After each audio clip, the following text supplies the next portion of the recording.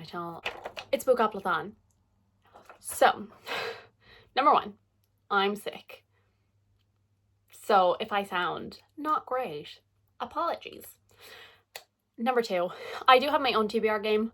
In the past, some years I've done just Spookopoly. Some years I've done very chaotic versions where I combine my TBR game with Spookopoly, where I have to like, basically I'll do like one spin on my game, one roll of this, and I have to match the prompts. This year I just decided, you know what, we're going full Spookopoly. So let's get into it.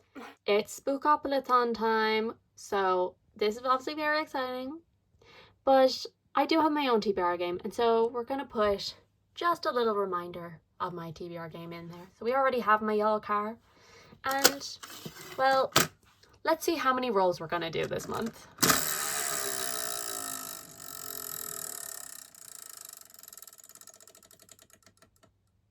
Four. Okay, that's a decent number.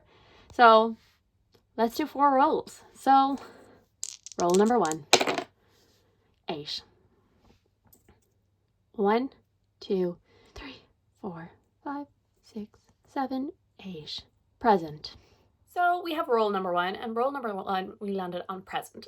And so present, I have the guide in front of me. So present, it says a book you want to read right now. And I kind of have 2 options for this, but I'm pretty sure of the one that I'm going to choose. So basically, option number 1 is The Sky on Fire by Jen Lyons. This is a dragon book. I think also maybe a bit of a heist story. As far as I know, they're trying to steal from a dragon's hoard. Very exciting. I love Jen Lyons. Of course, The Dragon is one of my favorite series of all time. Absolutely love and adore it. This is the Inkstone edition. It's absolutely stunning, gorgeous, gorgeous, gorgeous, gorgeous. But the problem is, I actually want to read this right now. And so I'm pretty sure this is actually going to be the next book that I pick up. And I'm filming this the day that I'm posting it, on the 25th of September. So I'm probably going to read it tomorrow, I think. So I'm going to have this done by October. So I don't think I can't. If for some reason something comes up and I can't get to this in the next couple of days, then I will read it in October maybe for this prompt. But the other one, a book that you want to read right now, I do also, these are like the only 2 books that I really want to read right now. But this one I actually can't right now because I'm waiting for my copy. So I'm going to hold up the first 6th book in the series. And so that is Percy Jackson and the Wrath of the Triple Goddess.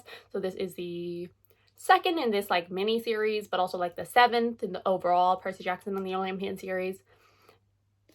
I'm making it more complicated than it is. But this is Chalice of the Gods. It came out last year. This is the Waterstones edition. I'm waiting for the Waterstones edition. And so I'm hoping by the time it comes, it'll be October and I'll be able to pick it up straight away. And boom, this prompt done. So Percy Jackson, he's a demigod, son of Poseidon. He wants to get into college, and to get into college, he has to get 3 recommendation letters. This followed him doing a job for one of the gods, and I got him recommendation number 1. And I imagine book 2 will follow him getting book recommendation 2. So I imagine this is actually going to be the one that I go with. Then we have roll number 2 of 4. 3. 1, 2, 3, which is Leatherface. So then we landed on Leatherface, which is a read a book that features family as the main cast, a central theme, or a core part of the story. And this one you have seen perhaps before on many a TBR, but this time I mean it. And that is The Warm Hands of Ghosts by Catherine Arden. This is one of my most anticipated releases. I got the lovely Waterstones edition. I still have not read this. I need to read it. This time I'm serious, okay? I'm serious. And I mean, the synopsis literally mentions that like our main character, she works as a nurse because she wants to try and find her brother. And I think because I think they're saying that her brother is dead. She doesn't believe that. She thinks he's only missing. And I think it also does maybe follow her brother as well. So a sibling dynamic. Obviously, like if she has become a nurse in a war just to try and find her brother, I imagine family dynamic is going to be pretty important in this story. I actually haven't heard, I think, that many people read it. I know a lot of people were excited for her to come back to, you know, adult books. But I feel like I actually haven't seen that many people. I think I've only seen like 1 or 2 actually read it. But even those people have really enjoyed it. So I'm excited. And also I feel like maybe we're coming into the time of year where this is, I feel like it's a more colder book. And like, is that actually true? Or do you just associate her with it because of the Winter Night trilogy? I don't know, but maybe because of the time of year, I'll be more inclined to pick it up. As I said, I was so excited when I heard that this was being released, and I haven't read it yet, so I need to read it. Rule number 3. 8. 1, 2, 3, 4, 5, 6, 7, 8 is Bone. So next we landed on Bone, and this one I don't actually have that many book covers that are white on my TBR. And I am supposedly, has it been going well? No, trying to clean off my TBR, trying to get it cut right down. It's going poorly, but one book, and this would definitely help make some room because it's a thick one, is Lightbringer by Claire Legrand. I'm not sure have I put this on a TBR so far this year, or have I just like briefly mentioned it being like, I need to read this year. But now it's going on a TBR anyway. It's obviously a very white cover. It is like 600 pages long. Whew. In fairness, they do read quick though because they are YA. This is the third and final book in the Imperium trilogy. So by Claire Legrand, obviously. So the first book is Fury Born, and it follows 2 girls in 2 different timelines and the prophecy of the Sun Queen and Blood Queen. And one of them is destined to destroy the Empire, the other is destined to save it, and we follow them as their lives parallel in 2 very different times. I enjoyed some of the stuff that happened in the second book. Like, there was like some like, oh, is some timey-wimey stuff gonna happen? And I don't think they really committed to it. So I'm intrigued as to how this is going to work out. And also, like, I enjoyed the experience of the second one. I find they're very gripping.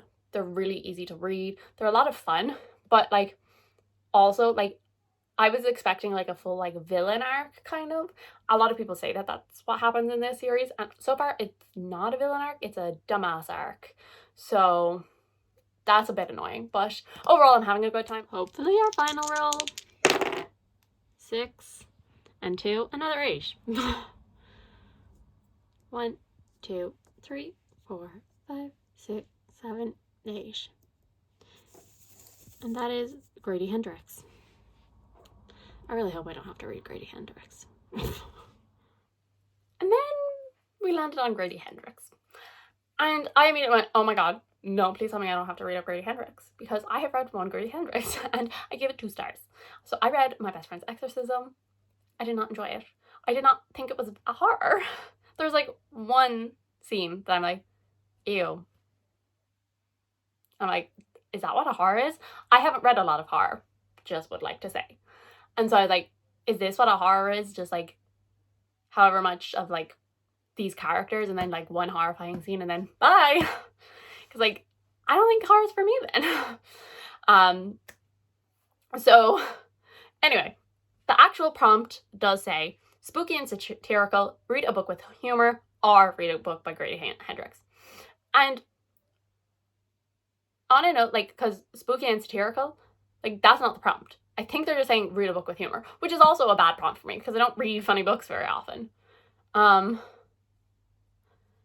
like, I could read a romance or something because like a lot of times they'll have humor in them. I don't know.